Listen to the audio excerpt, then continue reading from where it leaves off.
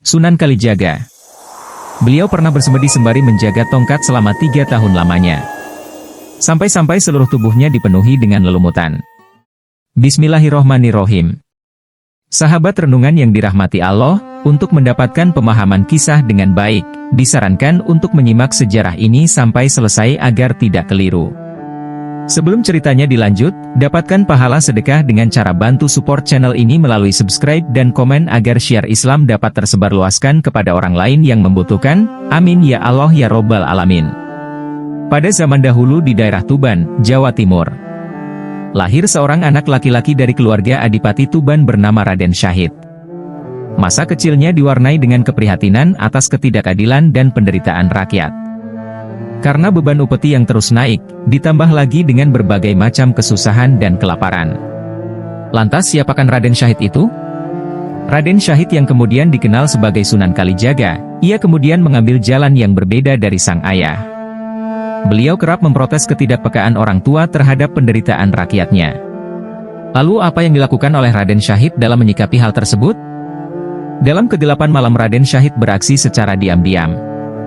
Ia merampok bahan makanan yang ada di gudang penyimpanan khusus makanan milik Kadipaten. Upaya ini dilakukan demi tercukupkannya masyarakat miskin yang serba kekurangan makanan. Kemudian dengan segera dan secara rahasia ia membagikannya kepada rakyat-rakyat yang kelaparan. Suatu malam ketika Raden Syahid sedang melaksanakan aksinya, para penjaga Kadipaten yang sedang siaga malam memergoki aksi dan menangkapnya. Mereka meringkus dan menyeret paksa, lalu ia pun langsung dibawa ke hadapan Adipati Tumenggung yang merupakan ayahnya sendiri. "Anakku, demi kehormatan keluarga, bagaimana kamu bisa melakukan ini?" tanya Adipati dengan nada penuh kekecewaan. Raden Syahid dengan mata yang berbinar penuh rasa tanggung jawab kepada rakyat kemudian menjawab, "Bagaimana saya bisa berdiam diri wahai ayahanda?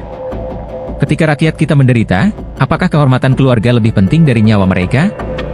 Ia mendengar jawaban anaknya. Sang Adipati pun terdiam, tidak bisa menjawab. Namun, tindakan Raden Syahid tentu tidak bisa dibenarkan dan dibiarkan tanpa hukuman.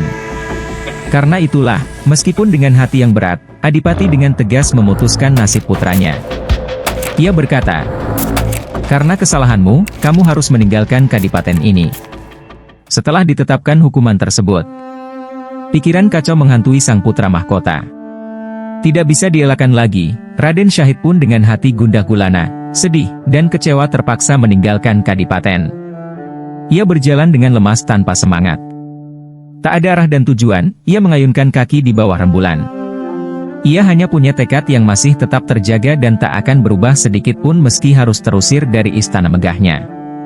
Dari sinilah awal mula perjalanan Raden Syahid yang kita kenal sebagai Sunan Kalijaga menuju kesadaran spiritual dan pembelaan terhadap rakyat yang tertindas benar-benar dimulai.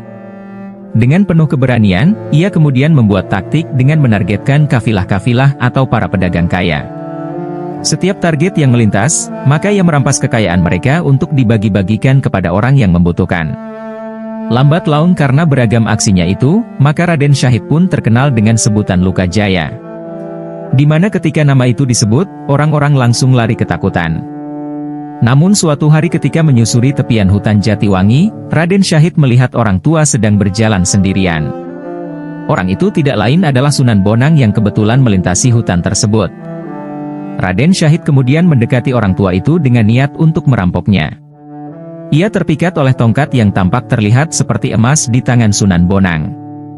Namun ketika ia mendekat dengan wajah tenang, Sunan Bonang menoleh ke arahnya, ia berkata, "Apa yang kau cari? Wahai anak muda, apakah kau tidak tahu bahwa kekayaan sejati bukanlah dari emas atau makanan yang kau rampas?" Kata-kata itu langsung mengguncang hati Raden Syahid. Ia pun menyadari bahwa orang tua itu ternyata bukan orang sembarangan. Raden Syahid berkata, "Aku ingin membantu mereka yang kelaparan." Sunan Bonang kemudian menjawab, "Jalan yang kau pilih penuh dengan kesesatan. Meskipun niatmu mulia, kebenaran dan keadilan tidak dapat dicapai dengan cara yang salah wahai anak muda." Sunan Bonang dengan penuh kebijaksanaan menyadari betapa pentingnya pendekatan yang lembut dan bertahap dalam mengenalkan ajaran Islam kepada Raden Syahid. Ia mengerti bahwa jika Raden Syahid langsung diajarkan syariat untuk melakukan sholat dan berbagai ritual agama yang lainnya, maka kemungkinan ia akan menolak. Menurut beliau, melaksanakan ajaran Islam tanpa kesadaran dan cinta hanya akan terasa membebani hidup dan akan sekedar menggugurkan kewajiban. Terlebih bagi masyarakat Jawa ketika itu praktik seperti sholat 5 waktu, puasa Ramadan, dan ibadah yang lainnya masih terasa asing. Dengan dasar itulah, alih-alih membawanya ke masjid untuk diajarkan sholat, Sunan Bonang justru membawa Raden Syahid menuju tepi sungai yang tenang. Suara air yang mengalir lembut menjadi saksi atas awal dari perjalanan spiritual yang baru akan dimulai. Di sanalah Sunan Bonang menancapkan tongkatnya di tepi sungai. Ia kemudian berkata, "Duduklah di sini dan tunggulah aku kembali." Meskipun masih bingung dengan tugas yang diberikan, akan tetapi ia tiba-tiba merasakan kedamaian yang tak pernah dirasakan sebelumnya. Ia pun patuh, lalu duduk bersila menghadap air sungai tanpa tahu harus menunggu sampai kapan. Raden Syahid kemudian bertanya, "Bagaimana cara mengetahui kebenaran yang mulia?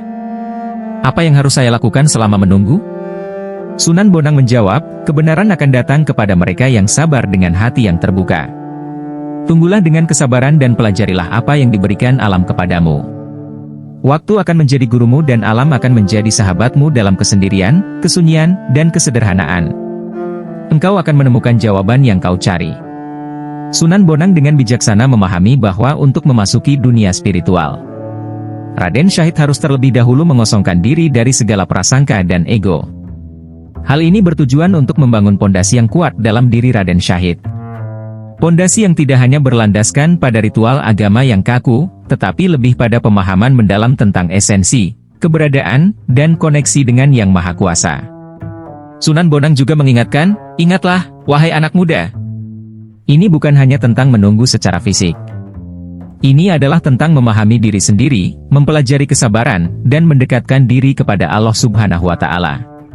Selama aku tidak ada, amatilah alam ini, bagaimana ia bekerja, renungkan bagaimana kehidupan bermula dan temukan kebenaran yang sesungguhnya."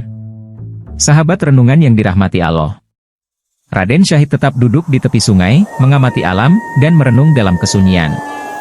Ia mulai memahami bahwa dalam kesederhanaan dan kesabaran terdapat pelajaran-pelajaran hidup yang tidak pernah ia temui dalam kekayaan dan kekuasaan. Hari berganti malam, kemarau berganti penghujan. Raden Syahid semakin tenggelam dalam keadaan meditasi. Tubuhnya perlahan diselimuti oleh alam. Akar-akar pohon mulai merambat, menyelimuti seperti pakaian, menjadikannya menyatu dengan alam sekitar. Orang-orang yang lewat di tepi sungai bahkan merasa aneh melihat sosok manusia yang tidak bergerak, duduk bersila dengan tubuh yang telah menyatu dengan alam. Akhirnya 3 tahun proses semedi berlalu, hingga suatu hari, Sunan Bonang kembali ke sungai tersebut. Beliau pun membangunkan Sunan Kalijaga dengan suara adzan. Allahu Akbar, Allahu Akbar. Mata Raden Syahid perlahan terbuka menyaksikan dunia yang tampak berbeda dari sebelumnya. Sunan Bonang dengan senyum penuh kasih kemudian membantu Raden Syahid berdiri, membersihkan lelumutan yang menyelimutinya. Beliau berkata, "Inilah saatnya, kamu telah menunjukkan kesetiaan dan keteguhan hati yang luar biasa. Sekarang saatnya kamu bisa mempelajari ilmu-ilmu agama Islam untuk mempersiapkan diri dalam peran baru yang akan kamu emban." Singkat cerita, setelah beliau belajar secara intensif di bawah bimbingan Sunan Bonang, Raden Syahid kemudian menjelma dan berganti nama menjadi Sunan Kalijaga.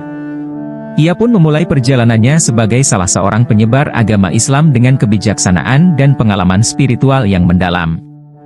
Beliau mengembangkan metode dakwah yang unik, menggunakan metode lembut, dan menyisipkan nilai-nilai Islam ke dalam tradisi lokal. Sahabat renungan yang dirahmati Allah, selain hikmah yang disebutkan itu, apakah ada hikmah lain yang bisa diambil dari cerita Sunan Kalijaga ini? Mari sharing di kolom komentar.